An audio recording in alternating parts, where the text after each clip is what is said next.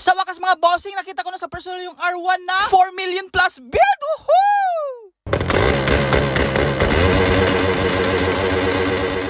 So ngayon mga bossing, pupunta tayo sa Boyko Bayawan Battle of All Non-Pro Best of the Best! Let's go!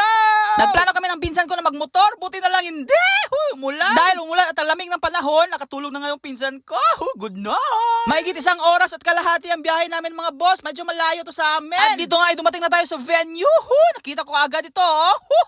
Sa mga nakakilala sa motor na to, swerte natin nakakita tayo sa personal. Lumapag din dito yung Raider na nanalo sa Sibulan Loudest Pipe. Nag-upgrade sila bossing. Case cover niya, CNC na. Grabe tong wave na tong mga boss. Kita nyo naman yan, H2 crankcase cover. At ito naman, LS125 kay Doktor daw to. At ito yung malinis na waves sa Dumaguete Motor Show. Nag-upgrade na siya boss. Kita nyo yan, may sumilip na head. Grabe, shoutout sa iyo boss. Andito din yung idol ko na Nice 125 mga boss. Sniper head, naka-FCR na car. Ang didiin din ng mga pyesa nito mga boss. Nakita ko sa personal. Dito ay may nakakilala sa atin at ang hinin ng sticker.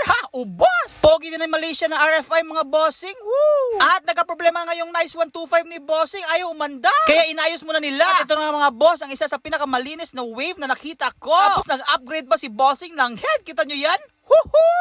Mickey Mouse! Nakita na rin tayo sa personal ng Mickey Mouse na head mga boss. Grabe, ganda ng DOHC. Ito nga yung LS125 mga bossing na tie unit. Pogi niya. Last nakita na rin ako sa personal nito mga boss. Hindi din mapapatalo tong smash na to mga boss. Kita nyo yan? May sumilip din.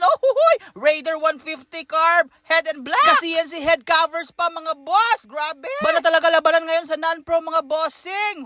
Detalye kung detalye.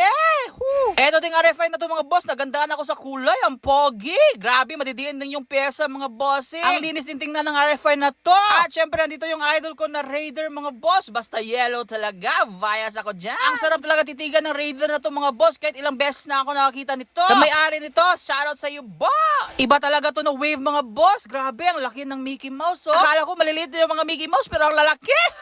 Adidiin na pyesa at ang linis. Hindi ako nakitang Nice 125 mga bossing. Grabe yung tindi. Ganda din. Kulay niya, bumagay sa tappet covers niya mga boss. Siyempre, nandito yung kaibigan natin na si Ting Buanga. If 125 XRS 150 lang naman. At sa oras na to mga bossing, ay tuwang-tuwa ako dahil nakita ako ng Sonic 125 tie unit. Kilala din bilang RS Super.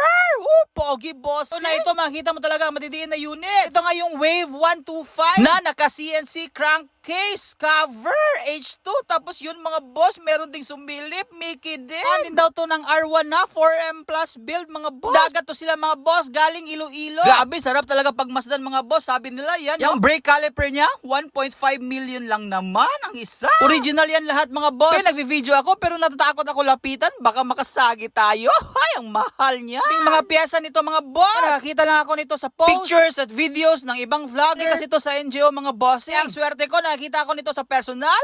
At ito, meron ding wave dito mga boss. Ang linis din. Sarap pagmasdan ng build niya mga boss. Yung tipong hindi masakit sa mata pag tinitingnan mo. Boss, may salamin din para makikita mo yung detalye sa ilalim at ang linis. Lapit na nga mag-umpisa ang Loudest Pipe mga boss. Teaser muna. Abangan nyo sa mga reels ko.